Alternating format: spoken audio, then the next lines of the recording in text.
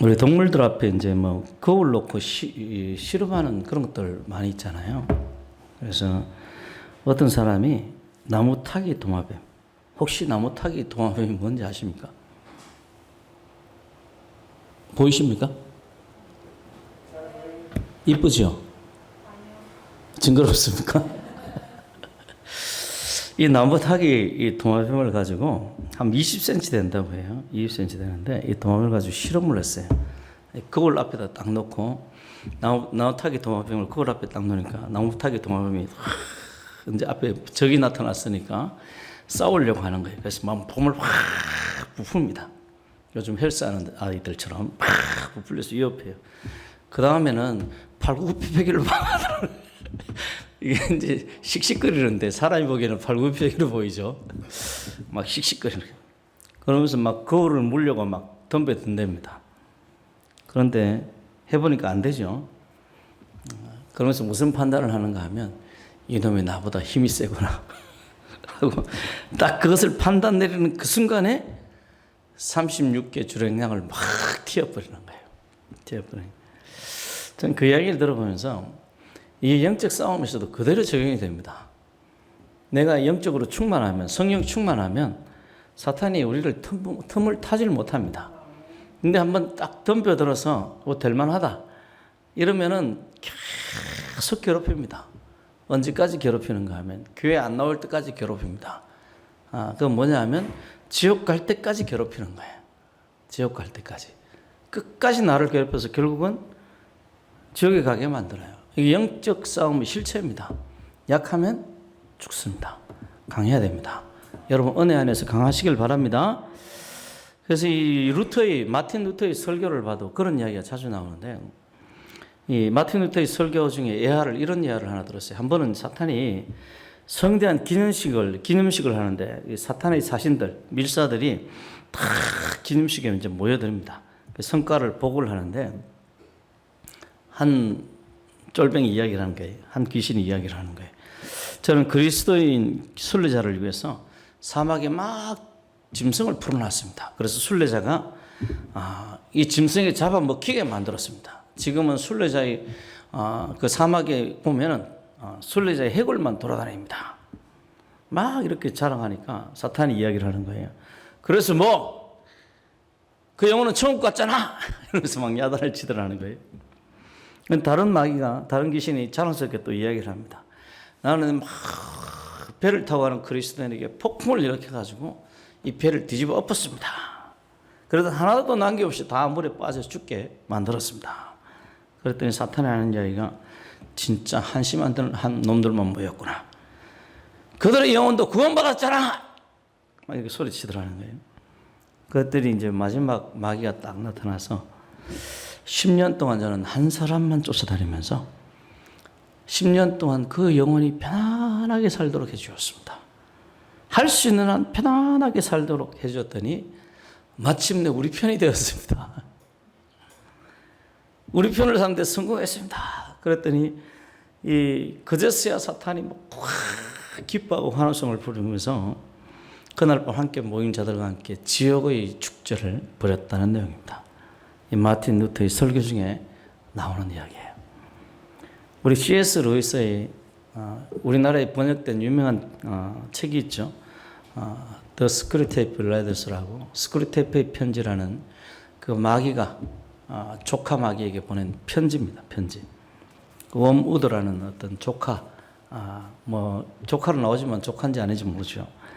교육하는 장면이 나옵니다. 그때 사탄이 이야기를 하는데 웜우드에게 우리의 목적은 인간의 악행을 유도하는 것이 아니라 인간들이 결과적으로 아무것도 한 일이 없이 그렇게 죽게 만드는 게 목적이다. 웜우드야 명심해서 들어라. 우리 이런 목적을 달성하기 위해서 네가 해야 될 가장 중요한 일은 인간들을 안락하고 편안하게 만드는 것이다. 인간들이 자신이 누구에게도 방해받지 않고 나는 마음대로 살고 있다라는 생각을 가지게 해라.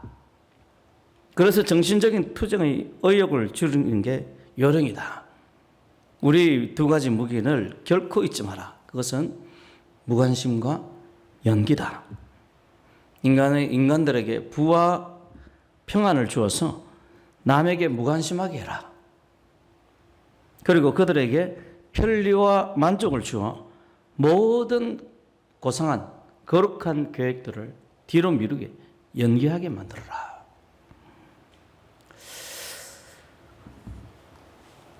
C.S. 루이스 이야기하고 마틴 루터하고 이야기가 똑같죠? 비슷한 이야기들입니다. 이런 사탄의 계략들은 우화 속에서만 존재하는 것이 아닙니다. 실제로 우리 세대 속에서 일어난 일이고 역사 속에서 일어났던 이야기들이에요.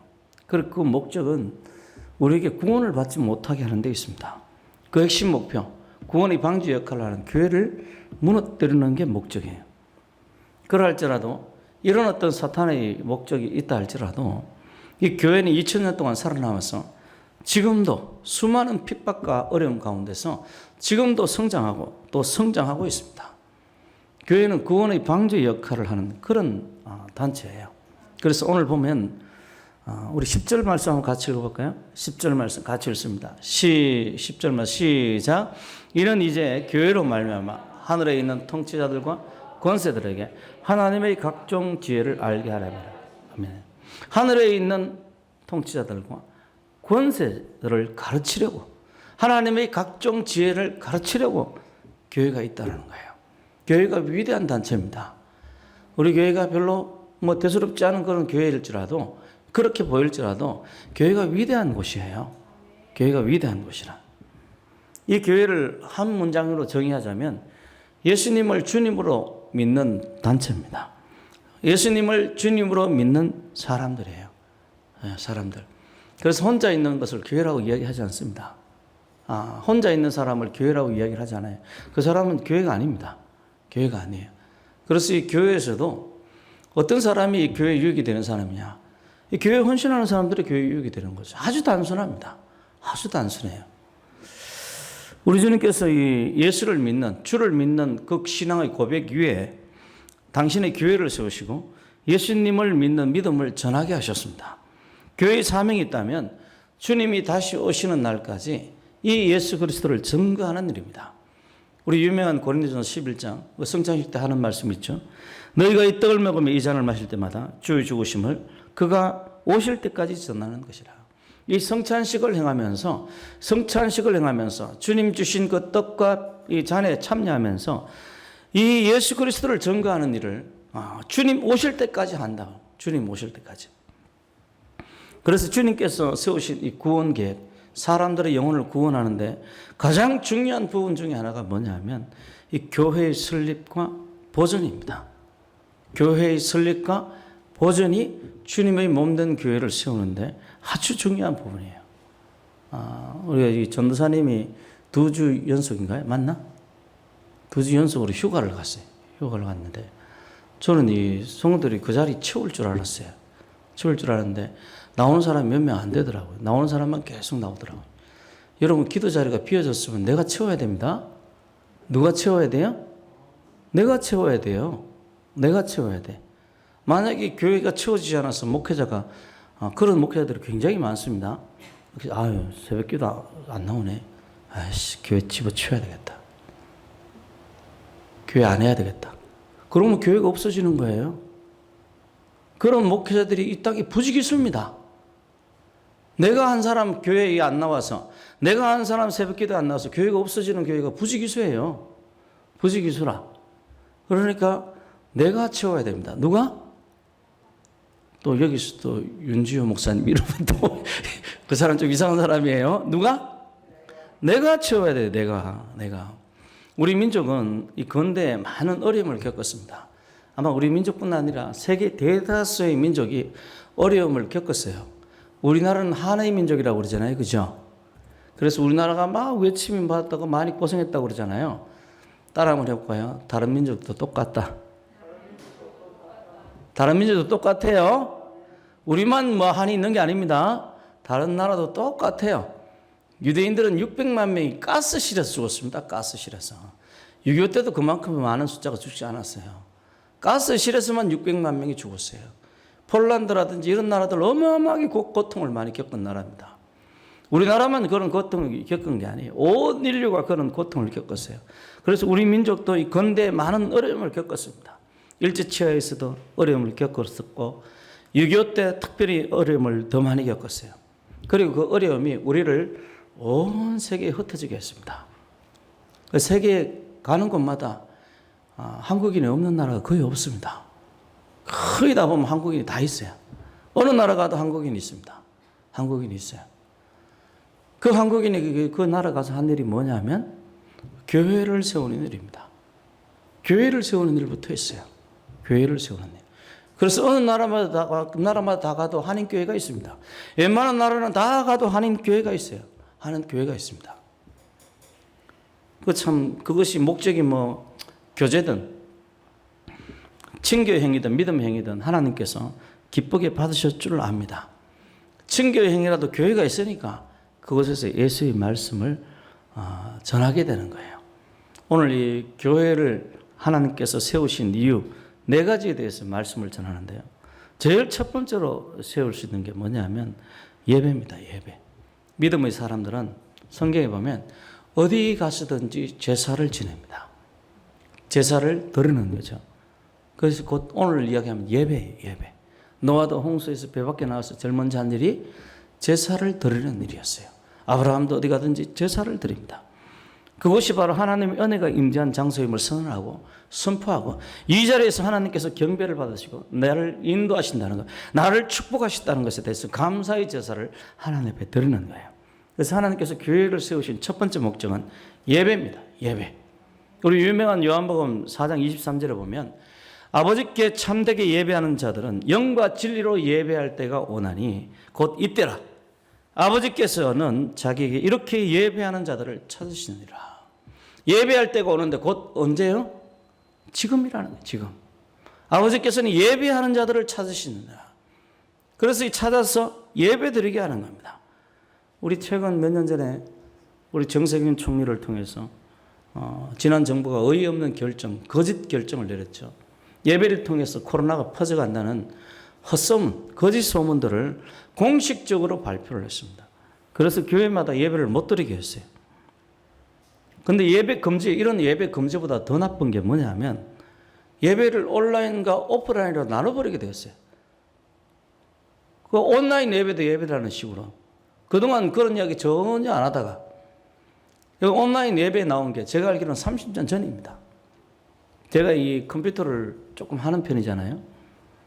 인터넷 통신, 뭐 천리안이라 이런 거 할 때부터, 출발할 때부터 제가 그 통신한 사람이에요.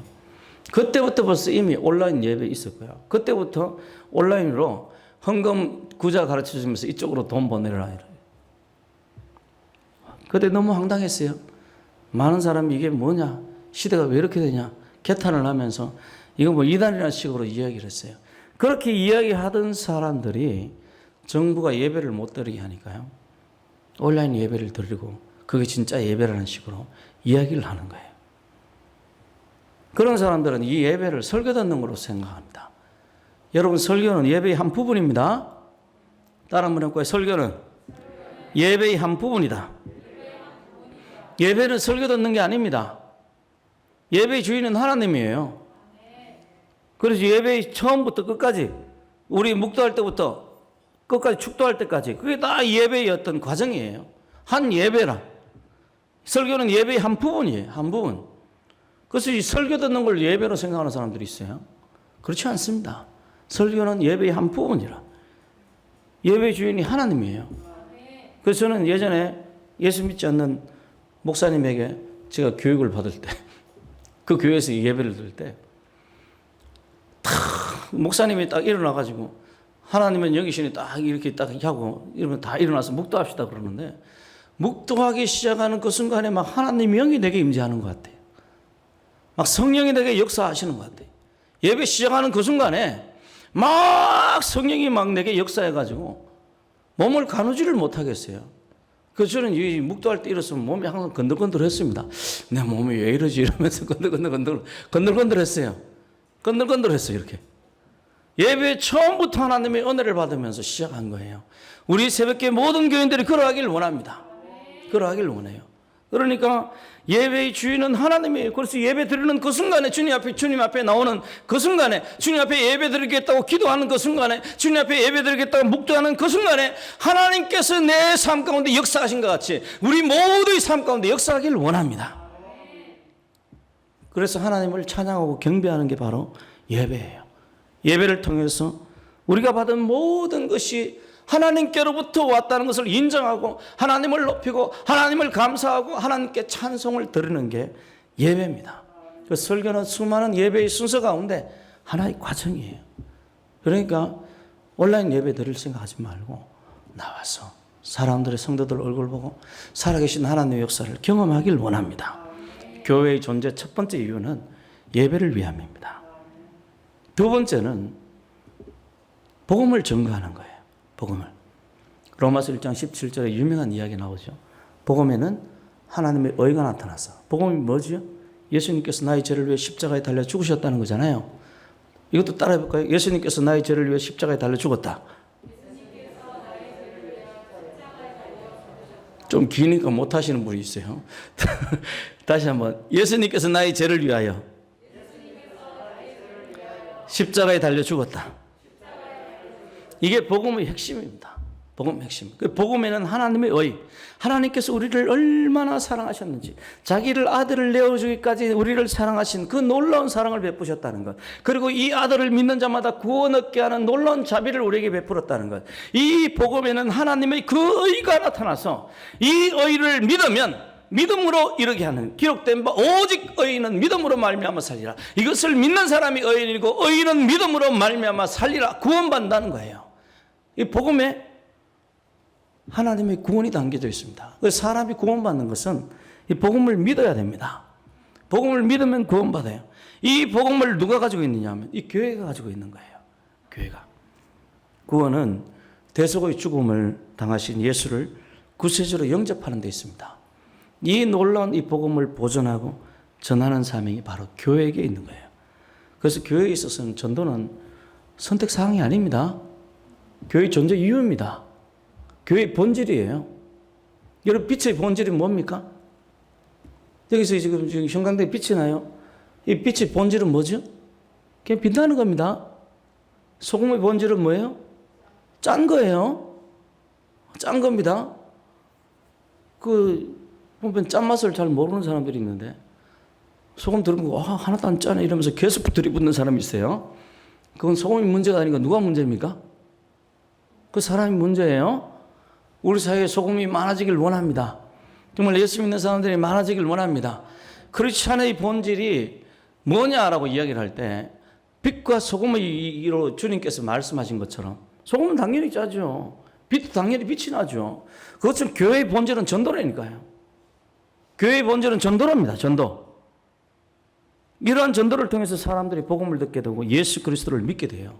우리가 전하는 전도가 아니고서요. 어떻게 사람들이 복음을 들을 수 있겠습니까? 복음을 듣지 못하고 어떻게 예수를 믿을 수 있겠어요? 교회는 전도의 전진기지입니다. 여기서 전도하는 사람들을 계속해서 보내는 거예요. 계속해서. 우리 교회 전도하는 사람들이 계속해서 나오길 원합니다. 우리 교회 지금 전도하는 사람들이 지금 공식적으로 지금 전도하는 데 나오는 사람들이 4사람 정도에 4사람, 5사람 그 정도입니다. 우리 교회 20명 이상이 전부 다 전도하는 사람이 되길 원합니다. 어느 자리에 있든지 계속해서 예수를 전해야 되는. 많은 사람들이 전도에 대해서 오해한다고 그랬어요. 전도하는 크리스찬에 대해서 광신자라고 생각하는 그런 불신자들이 있다고 그랬어요. 그런데 우리가 가진 교리를 보면 예수 믿으면 구원받습니다. 믿으십니까? 예수 믿으면 구원받아요. 그 말은 예수 믿으면 천국 간다는 이야기 아닙니까? 반대의 이야기는 뭡니까? 예수 안 믿으면 지옥 간다는 이야기예요. 예수 믿으면 구원받는다는 그 말을 믿으면서 내가 다른 사람이 예수를 안 믿는데 복음을 전하지 않는다? 이건 둘 중에 하나입니다. 내가 가지고 있는 것이 가짜 믿음이든지 아니면 지독하게 사랑이 없는 사람이라든지 자기밖에 모르는 사람. 둘 중에 하나예요. 둘 중에 하나. 가짜로 예수를 믿든지 아니면 지밖에 몰라고 다른 사람 이 70억 인구 중에 다른 사람 다 지옥 가도 괜찮아. 나만 천국 가면 돼. 이렇게 생각하는 둘 중에 하나입니다. 정말 정상적인 인성으로 정상적인 인격을 가지고 있다면 예수 믿으면 구원받는다는 진리를 알면 사람들에게 예수를 전해야 정상입니다. 이게 세상 사람들이 생각하는 교회에 대한 오해예요. 오해. 자기에게 귀찮게 정말 지겹게 전도하는 그 사람이 진짜인데 많은 사람들이 오해를 하는 거예요. 오해를 하는 거예요. 이 오해를 불식시킬 책임도 교회에 있습니다. 교회는 구원의 방주입니다. 교회는 이 땅에서 하나님을 대표하는 기관이에요. 하나님께서 자기 아들을 십자가에 내어주실 정도로 사람을 구원하기를 원하셨듯이 우리도 우리 가장 귀한 것을 내어주기까지 사람들을 구원하기를 기뻐해야 될 줄로 믿습니다. 그게 바로 교회예요. 교회가 세상에 대해서 제사장 역할을 할 뿐 아니라 그들의 구원의 역할을 하는 거예요. 세 번째로 교회의 존재 이유는 양육과 돌보는 데 있습니다. 새로 예수 믿기 시작한 사람들은 배워야 됩니다. 교회에 대해서 배워야 돼요. 오늘도 제가 이제 아침에 밥 먹고 또 이제 식사를 하고 샤워를 하면서 간증을 좀 들어봤어요. 어떤 목사님 간증집인데, 보면서 기도를 하는데 그 목사님이 참 보면서 어디서 교육을 잘못 받고 왔나 보다. 네, 보면서 들으면서 그 이야기를 그 생각을 했었어요. 그건 뭐냐면 자기가 기도했는데 성도들이 좀 기도해달라고 해서 기도했는데 응답이 되었다는 거예요. 자연스러운 거죠, 그죠? 그때 성도들이 우리 목사님 기도가 막 영험하다고 소문이 나가지고 성도들이 목사님한테 기도부터 오더라는 거예요. 그 자기가 성도들한테 그랬다는 거예요. 어쩌다 그렇게 된 거라고 그렇게 이야기했다는 거예요. 어쩌다 그렇게 된 거라고. 또 한 번은 어떤 성도가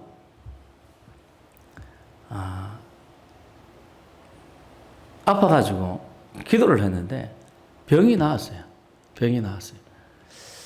그래서 그 병자가 목사님의 기도로 병이 나았다고 이야기를 하는데 자기는 그렇다는 어쩌다 그렇게 나은 거지. 내 기도가 그게 아니다. 당신이 그렇게 뭐 잘해서 그렇게 나은 거지. 근데 그 이야기를 들으면서 좀 황당하더라고요. 하나님께서 책임자에게 권한을 주십니다. 회사의 사장은 회사를 책임질 책임도 있고 뭐도 같이 있습니까? 권한도 있습니다. 권한도 있어요. 그 목사님이 그걸 이해를 못하는 거예요. 만약 그 목사님 논리대로라면 예수님 기도나 내 기도는 똑같은 기도예요. 예수님 중병자를 낫게 했어요. 예수님이 기도해서 나은 게 아니고 누가 간절해서 나은 거예요? 중병자가 간절해서 나은 거지. 바울이 죽은 자를 살렸어요. 그 죽은 자가 간절해서 살아난 거야. 바울이 기도해서 살아난 게 아니에요. 그 목사님 논리면 그런 식이라. 그래서 보면서 우리 성들이 이런 이야기를 듣고 배우면 안 되는데 구역장도 여러분 명심하셔야 됩니다. 구역장이 잘해야 됩니다. 우리 김 권사님 잘해야 돼요. 잘해야 돼요. 왜냐하면 구역장이 하는 기도가 누구에게 영향을 미치는 겁니까? 구역원들에게 영향을 미쳐요.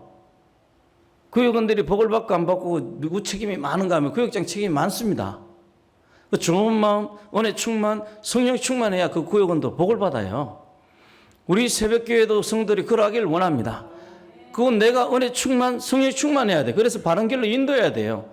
여러분 교육받아야 됩니다. 배워야 돼요. 그게 교회의 역할이라. 처음 믿은 사람이, 예수를 처음 믿은 사람이 자기 멋대로 예수를 믿어요. 예수를. 제가 아는 어떤 집사님은 주님 앞에 기도하는데 이렇게 돼요. 그래서 왜 그렇게 기도하냐 그래.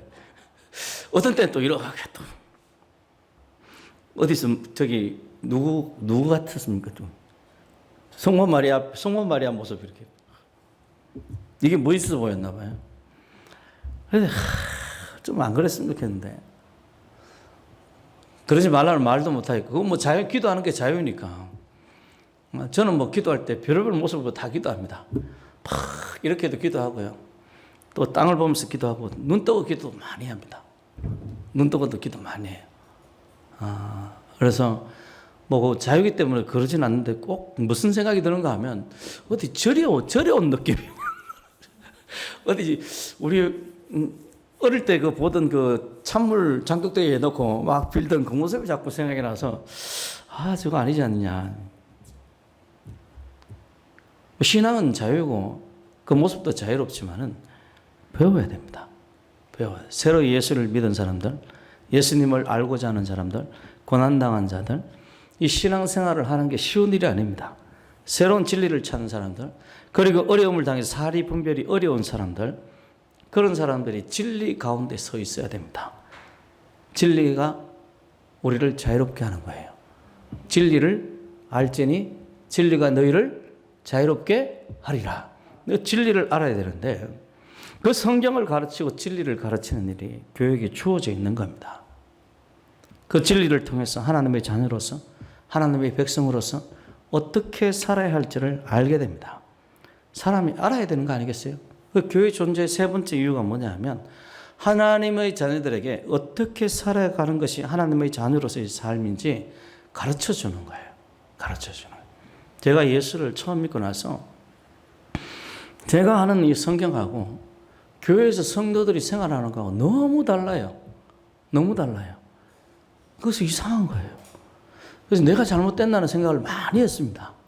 내가 잘못된 거 아닌가 이런 생각을 많이 했는데 그 생각이 사라지기 시작한 때가 언젠가 하면 제가 신학교를 들어가서 기독교 강요, 요한 칼빈이 지은 기독교 강요를 처음 읽었을 때 존 칼빈이 지은 기독교 강요를 읽는데 한 세 권 이렇게 두꺼운 책이잖아요.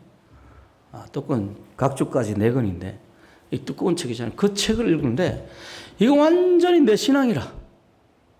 내가 가지고 있는 생각과 너무 똑같은 거예요. 어떻게 이 생각을 말로 이렇게 표현할 수 있지? 너무 나와 똑같아가지고 이 책을 가슴에 꼭 안고 다녔어요. 내가 그런 책이 지금까지 한 권도 없습니다. 기독교 강요를 내가 꼭 가슴에 안고 다녔어요. 이건 내가 신앙생활 잘못하고 있다는 그거를 내가 완전히 불식시켜준 정말 내가 이 성경을 보면서 기존의 성도를 바라보고 성경을 보고 기존의 성도를 바라보고 성도들 보고 기존의 목사님 바라보고 성도들 보면서 이상하다. 성경하고 틀리네. 라고 생각했던 것을 완전히 잘라본. 여러분 배워야 됩니다. 그래서 저는 누가 나에게 강력한 영향을 끼쳤냐라고 이야기하면 첫 번째는 성경이고 두 번째는 기독교 강요라고 할 수 있습니다. 살아있는 사람에게 저는 그렇게 많이 배우지는 않았습니다. 먼저 간 성도들에게 많이 배웠죠. 많이 배웠어요. 교회엔 두 종류의 사람이 존재하는 장소입니다. 배우든지 가르치든지. 따라해 볼까요? 배우든지 가르치든지. 배우든지 가르치든지. 여러분들이 둘 중에 하나 하셔야 됩니다. 이 귀한 세월 그냥 보내지 마십시오. 배우든지 가르치든지 둘 중에 하나 해야 돼요. 신앙은 생활입니다. 그래서 신앙생활이라고 보통 이야기하죠. 신앙은 생활이기 때문에 진리 반복된 교육이 굉장히 중요합니다. 진리가 계속해서 반복되게 선포되고 교육되어져야 됩니다. 그래서 우리 교회에서는 예배의 중심에 뭐가 있느냐면 설교가 있는 겁니다. 예배의 중심에 진리를 가르치는 요소를 넣어서 설교죠. 진리를 가르치는 요소를 넣어서 교회 교육을 계속해서 강화하는 거예요. 배워야 됩니다. 그리고 믿음이 있다고 생각하면 가르쳐야 됩니다. 그것이 바로 교회의 사명입니다. 진리를 가르치는 것은 하나님의 사람들을 만드는 것이고 그들을 양육하는 것이고 그들을 그리스도께로 인도하는 거예요. 군대 가보면요. 제가 군생활할 때 아침에 일어나잖아요. 6시에 빰빠라빰빰빰빰빰 아직도 기억납니다. 그 나팔소리가 이래 빰빠라빰빰빰빰빰 이렇게 딱 일어납니다. 딱 일어나면 다들 옷 입고 일어나서 나갑니다. 나가서 줄을 서요. 뭐 합니까? 군대 갔다 오신 분들. 일어나서 뭐 해요?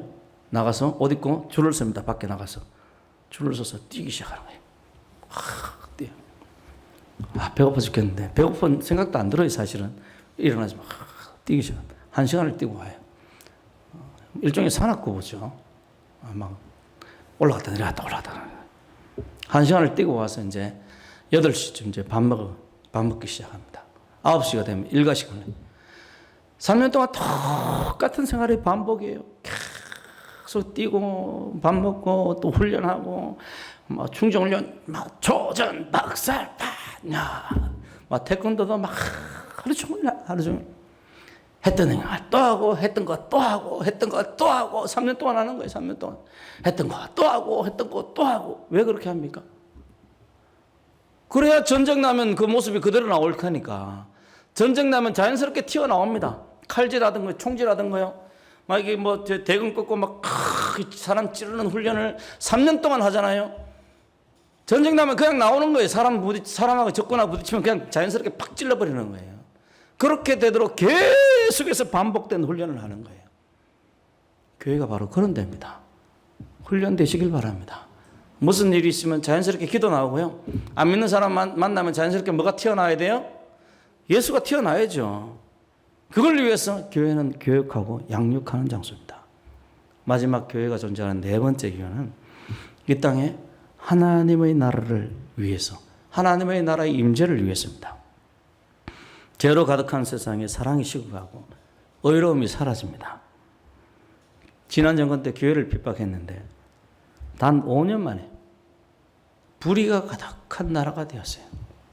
이번에도 광복회 회장이었던 김원웅 씨 비리가 최소 지금 8억이 드러났잖아요. 8억이 드러났는데 이 사람이 한 일을 보면 참 기가 막힙니다. 나는 그 사람 어머니가 누군지도 잘 모르고 어머니가 이모라는 소리도 있어요. 이모가 했던 독립운동을 어머니가 사기쳐서 가로챘다는 이야기도 있는 그런 사람입니다. 거짓말하는 사람 밑에 거짓말하는 자식들이 보통 나오는데 김구는 몇 페이지? 예? 몇 페이지하고 있어요. 자기 어머니는 400몇 페이지 그렇게 만화를 만들었다고 하더라고요. 그 자기 가족 광고하는데 국가 돈을 쓰는 거예요. 그 사람이 또 가발을 했는 모양이에요. 머리가 아주 자연스럽던데 요즘 가발은 좋게 나와요. 참 저도 머리 빠질까 봐 지금 걱정입니다. 가발을 했다는 가발비도 국가 돈으로 세금으로 한 거예요. 그러니까 여러분 불의한 사람 밑에 불의한 사람들이 나오는 겁니다. 지도자가 정결해야 되고 거룩해야 됩니다. 공의로워야 돼요. 의로워야 됩니다. 그런데 불의한 사람이 그렇게 비행기 타고 놀러 타지마을 구경하러 국가 비행기를 전용기를 써서 수십억씩 돈을 써야 되는 그런 지도자 밑에 있으니까 그런 강도들이 그런 도둑놈들이 온 나라에 단 5년 만에 그렇게 가득 차게 된 거예요. 5년 만에. 그래서 10가지 이상 제목으로 지금 기소될 정말 죄인 중에 개수가 야당의 대표가 되고 지금 여당 지도자였던 사람들은 성상납과 뇌물을 수년 동안 받아 처먹고 이런 사람이 국가의 지도자가 된 세월들이 지난 5년이었어요. 많은 사람들이 억울한 죽음을 당하고요. 너무너무 원통하고 억울해서 자살한 사람도 있고요. 더 이상 이런 세상이 돼서는 안 됩니다.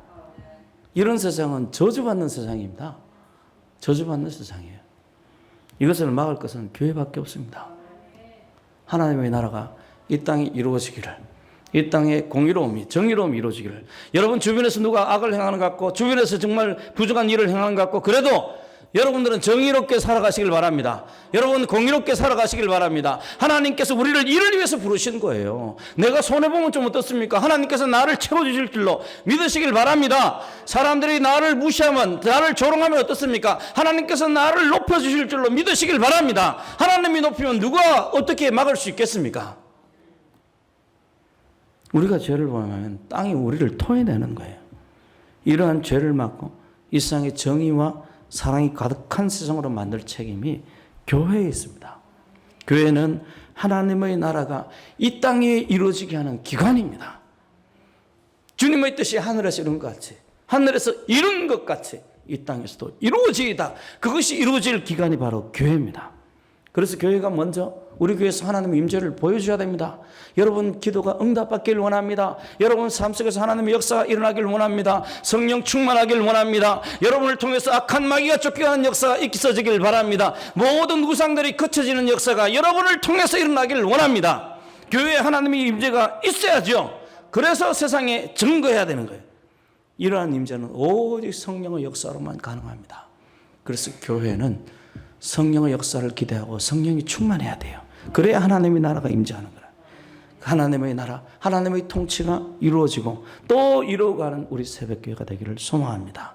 그것을 통해서 세상이 하나님의 살아계심을 알게 합시다.